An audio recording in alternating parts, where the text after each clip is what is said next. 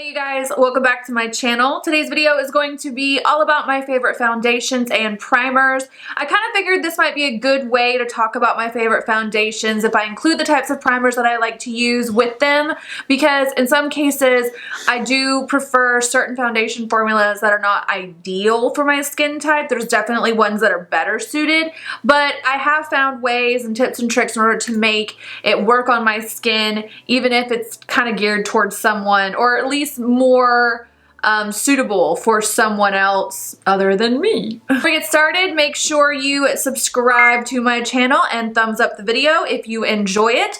Also, don't forget to come check me out on Snapchat and Instagram. I would love to have you there. And also, before we get started, I just wanted to let you guys know I have chosen the winners of the giveaway that I posted a few videos back. My winners are Faith Briner won the first place prize. Faith, on the comment that you left in the video, I have notified you and I have asked you to leave me your email address. I will delete it immediately once I get a chance to use it, so it makes you feel a little bit weird having it out there. I've tried to figure out how to message you guys like individually, but I can't seem to figure out how to do it, so this is the only way I could do it. It stops me from having random people contacting me, pretending to be you, and then trying to scam me out of the prize. That has happened to me before, believe it or not. People will actually do some shady shit for some free makeup. Elvira Reyna is the second place prize, but she's actually just kind of winning at life because her name gets to be Elvira. So those are my two winners. Once again, guys, please check the giveaway video, find your comment, and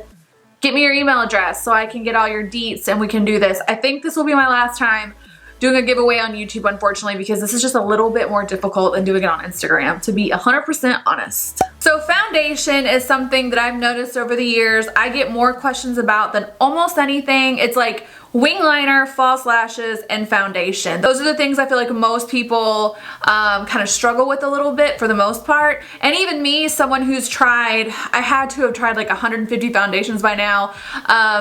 I still haven't found the one. I'm always trying new foundations. I love to test them out. I figured in this video I would only talk about the ones that I've been using for longer than a couple of months. I do have like some newer favorites, but these are the ones that I've definitely had in my collection for, in some cases, a couple of years. These are all high end. I do have a very outdated favorite drugstore foundation, but I will be doing an updated one very soon as well, so keep your eyes out for that. Before we get started, I just want to try to impress upon you the dire importance of good skincare for your foundation. Foundation is not meant to correct the entire appearance and like the way your skin acts, if that makes any sense. You kind of got to think about good skincare is to your foundation application what diet and exercise is to the way your body looks. Does that make sense? Like, sure, you can get skinny tees and like wear waist trainers, but if you're not really dieting and exercising, your body's not going to look as good as it actually could or perform as well. That's just kind of the way I think about it. You got to think about primers and foundation as your waist trainers and your skinny tees. Does that make sense? Taking good care of your skin, not only will your foundation wear better, it'll last longer, and you'll actually be able to use a wider range of foundations because your skin is balanced, hydrated, and exfoliated correctly. I would say if you're just getting into foundation or just getting into makeup in general, a good rule of thumb is to make sure that you are cleansing daily. Don't mean makeup wipes, and I don't mean micellar water. You need to be cleansing your skin and removing it of excess oil and debris. I would recommend that you're doing some type of exfoliation at least once a week. In my opinion, chemical exfoliations are way better than textured, abrasive, like gritty exfoliators. And as always, make sure you are hydrating your skin. Completing that every day, over time, you will see a dramatic difference in how your makeup looks and performs. So just gonna put that out there. None of this is a good replacement for actually taking care of your skin. And this would be especially true for people who are having really big issues with their makeup being able to stay on. A lot of people who complain to me that their skin is so oily and they've tried to use a million different types of mattifying foundations, and I've always say, like, take it back to the drawing board, work on your skincare, and see if that doesn't give you some results. Same thing with dry skin. I get a lot of people talking about dry skin. You gotta take care of it, and your foundation selection process process will just be a million times easier. So let's get started. I'm gonna start off by talking about a couple of my favorite primers, and then I will move into the foundations, and then as I'm talking about the foundations, I'll kind of tell you which primers I tend to pair with them. My skin is combination and oily, but that is no excuse whatsoever for me to skip on moisturizing. It's a must. I do moisturize every day and every night, and I don't necessarily gravitate towards hydrating primers as something that I'm looking for in my makeup routine, because I think I do a pretty good job keeping it hydrated, but there are those days when it's not being as hydrated as I'd like it to be, or maybe I'm going in with a really mattifying foundation and I just want to prep it appropriately. Even though I'm oily, sometimes mattifying foundations can get really gunky and dry looking if you are not preparing your skin the best that you can. So my absolute favorite, what I would consider a hydrating primer, is the Charlotte Tilbury Magic Cream. This is my second jar of it, and I actually need to make an order because I'm pretty much totally out of it. This is actually one of Charlotte Tilbury's like concoctions that she's been using backstage as a professional makeup artist and a giant of industry for many years. I love the way this applies on my skin. It feels so nourished and hydrated, and it makes your skin glow immediately, and makeup just applies on top of it beautifully. I use this especially when I'm going in with mattifying foundations, and I also use it a lot more frequently in the winter. So if you're dry, normal combination, pretty much anyone except I would say extremely oily people could absolutely use this as a hydrating primer as a part of your makeup routine. It's amazing. It is expensive, but it is freaking phenomenal. More of a lightweight version. This is the Smashbox Photo Finish Primerizer. This is definitely newer for me, but it's gonna be a staple, I can tell already. It's very lightweight, very hydrating, very nourishing, and I can tell a visible difference in the way that my makeup lays on top of this versus when I don't use it. I kind of use this one almost every day lately. I'll cleanse my skin, tone my skin, put on my moisturizer, and then especially if I'm putting my makeup on much later in the day, I will still go back in for this guy just to rehydrate the skin, refresh it, give it like a nice smooth soft texture to apply on top of. This actually has hyaluronic acid and niacinamide in it, which are really good ingredients that are going to help bring moisture to the skin and kind of wake it and liven it up. So this is really good if you are oily or combination and you're just completely horrified of the idea of applying any more moisture to your skin, which you should be doing, I promise. This might be a good choice for you. My two favorite smoothing primers are the Smashbox Photo Finish Pore Minimizing Primer. I believe this is my third bottle of this one. This is my favorite one. I've tried pretty much every pore minimizing primer that you could think of, and this is the one that has definitely stood the test of time with me. I really only apply it here in this area. This is where my pores are the biggest, and a little bit on my forehead. Don't find that it gathers up or bunches up or gets crusty or gross, and that's something I definitely appreciate in a more thicker silicone or like dimethicone based primer, which is typically what you're going to find when you're going in with anything that's intended to smooth texture. So this is actually my #1 favorite. Coming in a close second is the Tarte. This is the Clean Slate Timeless Primer. The only thing about this one is I just can't use it all the time. It's a very thick paste-like situation, and if I use it too much, what happens is I will break out. I'm very sensitive. Everything breaks me out all the time, so I do have to be careful, but for special occasions or if I'm going in with an especially kind of glowy or dewy foundation, which almost always, if you have textured skin, just so you know, increase the appearance of the texture on your skin, I will go in with this one first. Just go in with like a small amount, work it in between my fingers, and really just press it into the areas that I want to look really flawless, and it is very nice. Tried and true setting sprays, priming sprays, whatever you want to call it. This is the Smashbox, now that I'm looking at it, just has a really good primer line. They are absolutely killing it.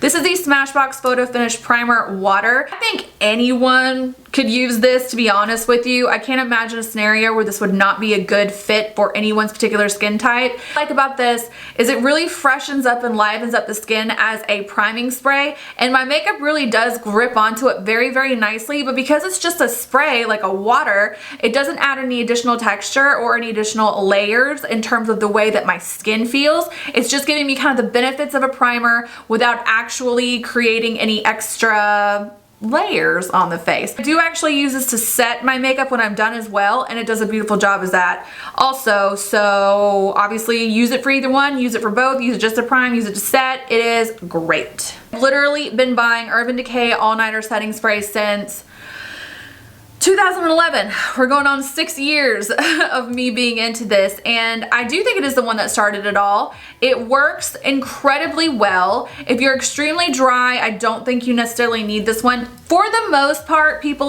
who are super dry probably just don't have a lot of issues with their makeup kind of moving or melting around their skin because their face isn't producing as much oil. But if you're combination oily, you got a really long day ahead of you, a long night at work. This has been through the bartender test with me. I've worn this to the gym. Like, it really does make a very big difference in how well your makeup stays on. So if you're just overwhelmed by all the setting sprays out in the world and your only concern is making your makeup last longer, look no further. Okay, so I can't decide what order to go in. I'm gonna try to go from the sheerest of coverage to the fullest of coverage. I thought about going from least expensive to most expensive, or go from certain skin type to other skin. I'm just gonna go from what I imagine would be the lowest of coverage, and we'll go all the way to the Mac Daddy full coverage situation. So this is the Makeup Forever Water Blend. What you might think by looking at this bottle and seeing how much I haven't used of it, I have 3 bottles of this. This is just the one that I use the least of because of the color. The other 2 are pretty much empty. I use this foundation for all year. I would say I started getting really into it around March, and I don't think I put this one down or retired it until about August. Is that true? Yeah. I wore it constantly. I understand here on YouTube and especially on Instagram and all that kind of stuff, sheer, water-based, lightweight, none of those are the words people are looking for in their foundation. People want full coverage, and the thing with this is you can absolutely build this up to a really beautiful medium coverage, and you would just have to go in and spot conceal with your concealer, and it creates the most beautiful, glowy, natural, just there is nothing like it. This isn't a foundation that everyone's gonna love, and I'm aware of that, but I can't imagine a scenario, save the fact that you have extremely dark hyperpigmentation on the skin or something like rosacea or very serious acne. I don't think a lot of people would like not be able to use this. I will say it is not the most wonderful thing in the world for people who are oily, because I am combination. I really have to go in pretty heavy duty with baking and things like that to make this foundation stay all day in the areas of my face that tend to produce the most oil. But when I'm wearing something like this, I'd probably just use like a primer water as my primer, and then I would make sure that I bake my makeup, and I would just set it pretty heavy duty with this guy. I'd probably have to take a setting powder with me out throughout the day. So this isn't something I wear if I've got to like just put it on and forget about it all day, but it photographs beautifully. It looks beautiful in person. It looks like your real skin. It makes you look naturally flawless. This is probably top 3 favorite foundation in the world for me, okay? Just saying. And that's the Makeup Forever Water Blend. I kind of feel like these two are similar. They're not identical, but in terms of coverage, you'll kind of get the same sort of results. This is the Too Faced Born This Way foundation. I got into this one last year. This is just one of those staple foundations I've pretty much always got in my collection, and I have one in like a pale shade and a tan shade. I use this one all the time. It's a really good no fuss, no muss foundation. It definitely has a natural satin finish. It is buildable. I feel like pretty much anyone can wear this foundation. Bearing in mind, once again, you prime and set it accordingly. Typically when I'm going in with something like this, I would probably just hydrate my skin with something like the Smashbox Photo Finish, and then I'd pop a little bit of the pore minimizing primer, and I would set it with the Scandinavia. Just all the different little steps I get to keep things where I want it to go, I guess. But this is a really nice foundation. I would say if you've not yet made a high-end foundation purchase, I feel like this is a good one to get your feet wet with. Or I would highly recommend the Makeup Forever Ultra HD foundation. I've been using this foundation for years and years and years. I went to makeup school. This is what we had in our kit, so I've had a lot of experience with this. It's another really good basic foundation that pretty much anyone can get use out of. When I wear it, it's a really natural kind of satin finish. If I put it on someone who's really, really dry, it kind of will look a little bit more matte. So once again, you just want to prep it, but it doesn't cling to dry patches or anything like that. And the good thing about this line is they have a crap ton of shades and a lot of different undertones. It's like a staple for a reason. And I would pretty much prime and set this one the same way that I would with this one. So I think one of these two, if you're just trying to glean from this video like what foundation I would recommend, I don't think you can really go wrong with either one of these. So yeah, that's the Too Faced Born This Way and the Makeup Forever Ultra HD. This is the only cream foundation that I have in here. I know cream and stick foundations kind of had their moment last year, but this is the only one that I tried that really, really worked for me. I did not think I was gonna like this as much as I actually do due to the fact that it's a cream, and creams just kind of slide off my skin after a while, but I don't find that I really have a lot of issues with this one. You definitely do not have to use a lot of this product at all, and when you blend it out, it just kind of melts and becomes one with your skin in the most beautiful way. I don't experience any kind of creasing on my face. I don't really get particularly oily, but as I said, I would definitely set accordingly or prime accordingly depending on your skin type. I actually might even say that if you are oily, I might not do this one at all. I mean, you can make it work, but it kind of seems like it would be too much work. But this is good for me and I'm combination, so I would think like normal combination and dry. This is something that, dry especially, this would be gorgeous for you. When I'm using something like this, I don't really necessarily apply an extra layer of hydration because I don't feel like I need it in this case. So I would probably just kind of go in with this guy first, apply this guy all over the face, blend it out, and then as I go to finish my process of my makeup, I would just make sure I set it nice and good with a good locking and loading setting spray. This is the, as you can tell, I'm running low on this guy, but this is the La Mer Soft Fluid Longwear Foundation. When I run out of it, I will absolutely repurchase it. This is the most expensive foundation I've ever bought in my life, and truthfully, it was one of those moments where I was like, I just have to try it. I just have to see if it like is worth the price tag. It's hard to say definitively if it will feel that way for other people, but for me, I'm gonna repurchase this when I run out of it. I don't use it willy-nilly. The thing I love about this foundation the most is the color. It is a perfect color for me. I'm very neutral, and this just so happens to be the most dead-on shade match of any foundation I've ever come across. Initially, when I got this, I kind of figured it was gonna be a sheer coverage, kind of sheer to medium, but I think this is a nice medium foundation that you could build up to full if you wanted to. I don't want to though, because it's so expensive. I wouldn't want to use that much of it, but it's beautiful, it's comfortable, no flashback, it's hydrating, it doesn't cling to, it's a really good foundation. It's probably my favorite, but the one downside with La Mer outside of the price tag that I will say is that, to my knowledge, the shade range with La Mer kind of sucks. I don't think they have a whole lot by way of deeper skin tones, but I'm thinking companies are finally gonna wake the F up and start doing so, hopefully, but I do like this foundation. I just hate myself for paying for it.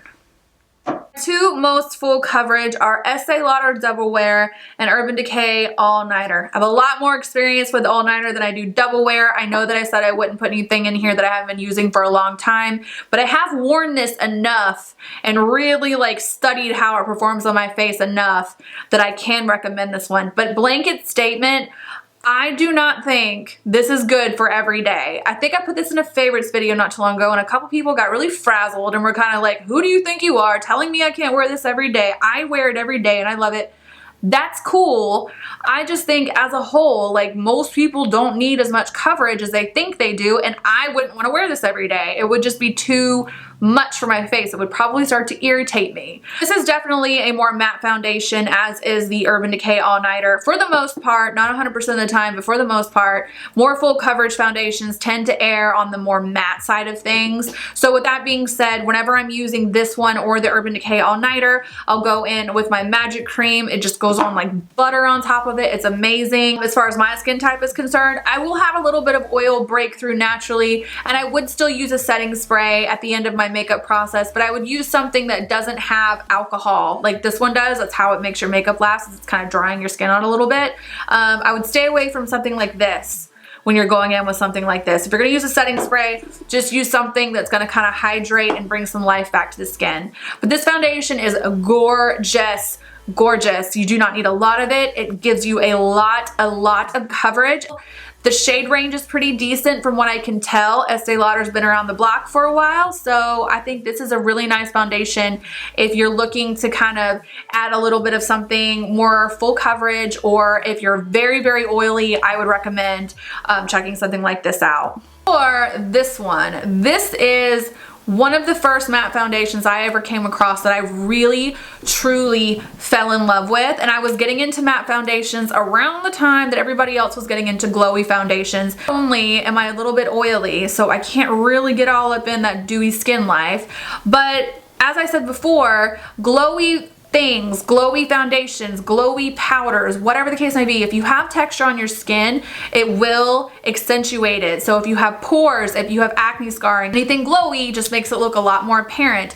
If you go in with something a little bit more matte, it kind of like smooths out your skin in the most wonderful way. This one is a little bit more fluid than this one. I think this one almost comes out like a creamy mousse. I don't know if that makes any sense. It's definitely thick, but once you work it into the skin, it blends in nicely and it just looks so beautiful. Like, I can't like articulate the real differences, the main differences between these two, but if I had to say, I would say this one, although it is matte, it does still have a little bit of a skin-like appearance to it, especially after you've worn it for a little bit. So like for me, if I put this on about an hour ago, my skin at this point now would just look so flawless, but still healthy and like alive. Does that make any sense? I don't know. It's one of my favorites. I have 3 bottles of this. I said before, just like with the Doublwear, I would hydrate very, very well. Matte does not have to be dry, cakey, or crusty. Just make sure you're hydrating that skin. And I would just lightly set it with, you know, a nice hydrating primer water or setting spray afterwards, just to bring some dew and luminosity back to the skin. But the benefit is I don't have to touch it up all day and it's not going to move. So there we have it, guys. Those are my favorite foundations and my favorite primers and how I kind of tend to use them together. Please let me know if you enjoyed this video. I definitely enjoyed making it for you. We'll be having a favorite drugstore foundation coming very, very soon, so hold tight for that as well. As always, make sure you are subscribed if you are not. Check the down bar for links to all my social media platforms. Thumbs up if you learned anything at all today, and I will catch you guys in the next one. Bye!